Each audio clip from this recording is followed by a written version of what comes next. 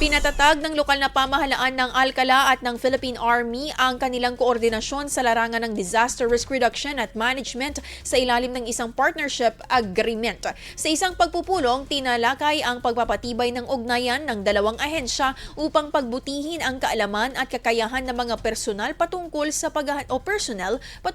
paghahanda sa mga sakuna. Kasama sa talakayan ng pagpapalakas ng mga programa tulad ng mga community drills, mabilisang rescue operations at disaster preparedness trainings para sa mga barangay. Tinalakay rin ang pamamahagi ng mga kagamitan sa emergency response at sistema ng komunikasyon sa oras ng sakuna.